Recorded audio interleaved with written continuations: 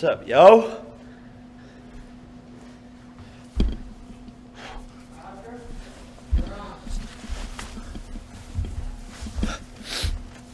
How we doing?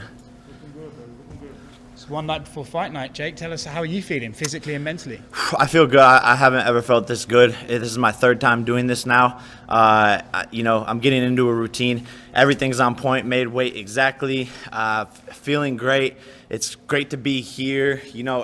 I'm a game time player, so the lights, the cameras, this shit excites me. It's a movie. It's a movie. Mike Tyson? Roy Jones Jr.? Are you kidding me? Staples Center? I mean, we're blessed to be able to do this, and I'm just excited. Tell me about that excitement. How much does boxing on the undercard of Tyson and Jones do for you? I mean, this is a dream come true for anybody, but as someone who's getting into the boxing game, what does it mean to you? No,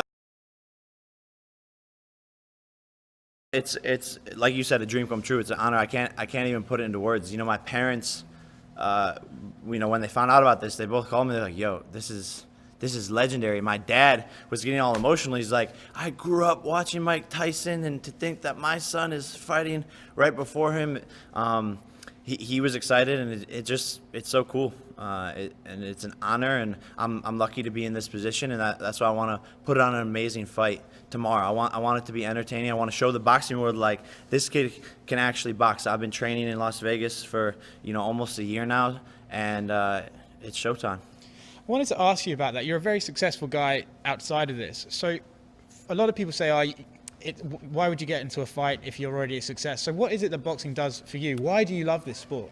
Yeah, it's a great point. I'm doing this because I love it. I don't need to do it. I have my music, I have my YouTube stuff, my acting, my businesses, but I'm doing this because I love it. Everything about it, the show, the weigh-ins, the talking shit. I just saw Nate Robinson in the hallway, like, crossing him up with my air basketball in the hallway, like, that simple shit that no one sees, like, it makes me so happy, and I just love it. Like, this sport is amazing, A to Z, everything about it, and that's why I'm doing it. And I feel like I found a home with this. I feel like I've found my passion and my calling in the weirdest way. It's like a typical.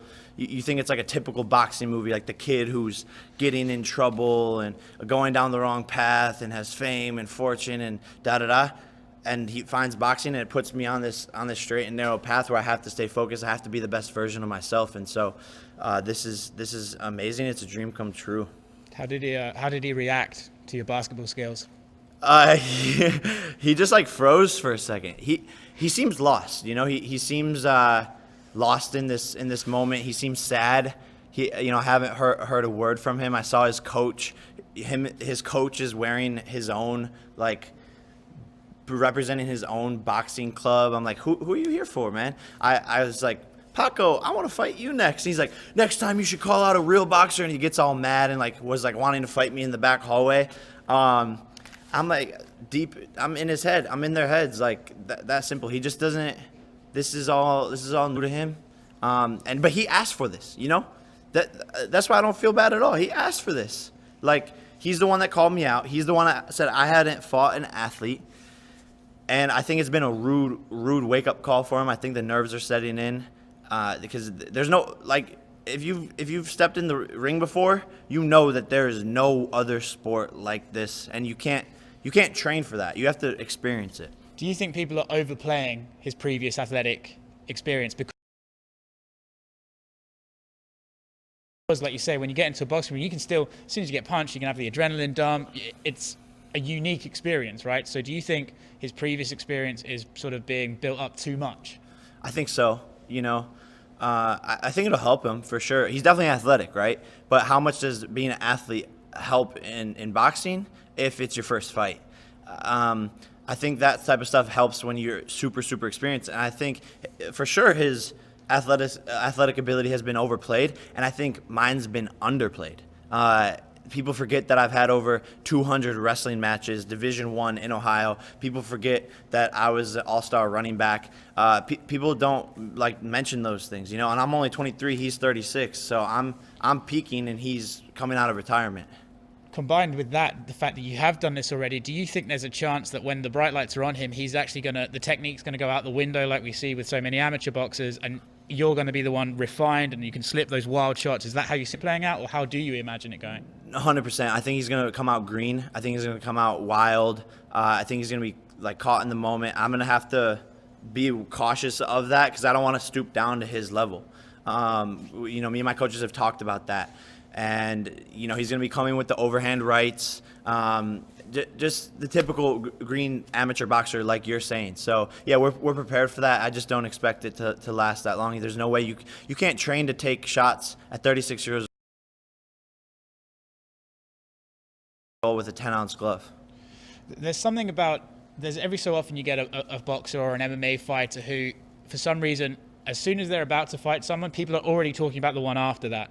And I'm finding that with you. You're about to box tomorrow, and already people are going, well, who's going to box after this? Have you experienced that? Can you see that? Can you recognize that happening? Yeah, I think it's happened with almost all my fights. I think that's the beauty of the sport, is continuing the narrative. Who's next? Who's next? And I have a list of people, and so I'm the one also pushing that narrative. I want to keep fighting. I want to stay active. I want to bring MMA fighters into the boxing ring. I mean, Conor McGregor is the only fighter from MMA really that stepped into the boxing ring. So I want to take these other people who are talking shit already to me on Twitter and bring them into the boxing ring. And I want to beat professional fighters that way. I want to prove to people like, damn, this kid isn't just beating up Nate Robinson and other YouTubers and such. So this is one fight that is creating a start of a long journey. Why Conor McGregor? I think it just makes sense, At the end of the day, this is a business, right? And they're saying that this fight is on track. It's breaking all the pay-per-view pre-sale records, and I'm the co-main event. And Conor McGregor is bringing those same pay-per-view numbers. There's no other fighter with as this big of a platform that's calling out Conor McGregor right now. His biggest competitor could be retired. You know what I'm saying? So a couple fights down the line, when my skill level improves exponentially, which it has already since my last fight, I'm gonna beat up Dylan Dennis, which is from his camp. I want to KO everyone in Conor McGregor's camp, and then it's time to fight McGregor. But it's gonna happen. So the Dylan Dennis thing is in your mind. You think that's gonna happen? Yeah, he has to get his ass beat. I mean, no one likes that guy. I mean, people don't like me, but they hate Dylan Dennis more. So I think everyone wants to see me beat his ass. And it makes perfect sense because my end goal is fighting Conor McGregor for sure. But I might as well beat up, his best friend first. And one other name, I heard the promoter Eddie Hearn say that he would be interested in booking you against KSI. He thinks you're an incredible fighter. He said he would love to see that. Is that another one? Yeah, I mean, KSI is on the list. He's ducking me. He's making the fight all about the money. When I'm just here because I want to fight him for the culture. That's the fight that most fans want to see is Jake Paul versus KSI. He beat my brother, so I want to avenge my brother, come back, and take that W against him. But KSI is busy, making YouTube try not to laugh challenge videos while I'm on the Mike Tyson undercard. So he's kind of getting left in the dust, and we'll see if it happens. Cool. Good luck for tomorrow night. Thank you.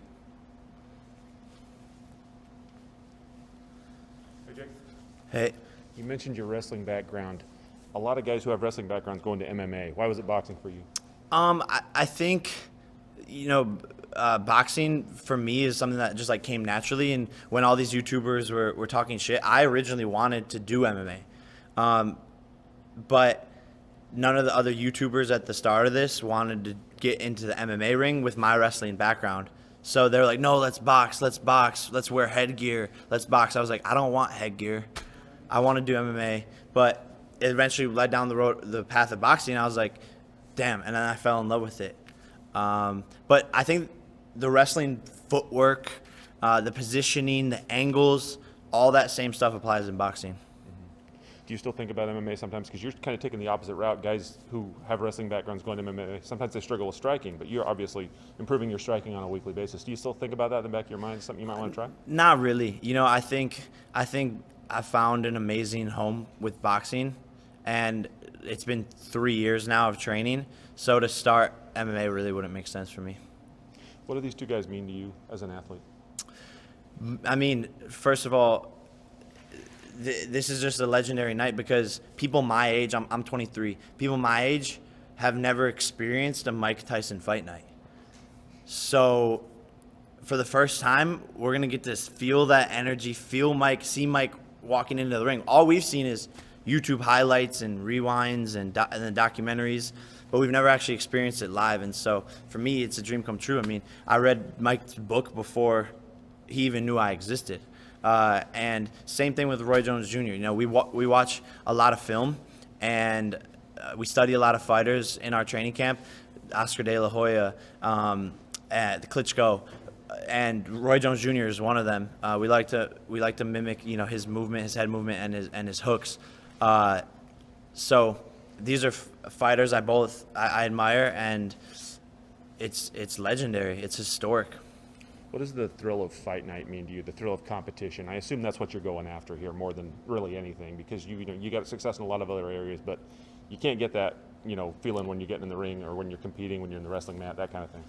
Yeah, I think you hit the nail on the head. It's like there's no better feeling than beating someone who, especially when the world doubts you. And the world's doubted me time and time again. That's where my success comes from. Is where I started off is like everyone in my hometown, the teachers, blah, blah, they didn't believe in me. And so I wanted to prove everyone wrong. So I started to prove them wrong, and I grew and grew, and I kept on proving people wrong. And so the fight game is no different. People think I'm just this YouTube pretty boy rapper kid, but I can actually fight, and I want to prove that to the world and beat Nate Robinson. And there's like you said, no better feeling than defeating another man in front of millions of people. And it's one of the most entertaining. It's one of the biggest or most entertaining forms of entertainment is fighting. You know, if you're walking down the street, you see two people fighting, everyone's going to stop, pull out their phone and watch. If you're walking down the street and you see someone singing, you're like, it's not a guarantee that you're going to watch them. So I like to be entertaining. I like entertainment, and it's perfect for me. Cool. Thanks, man. Thank you.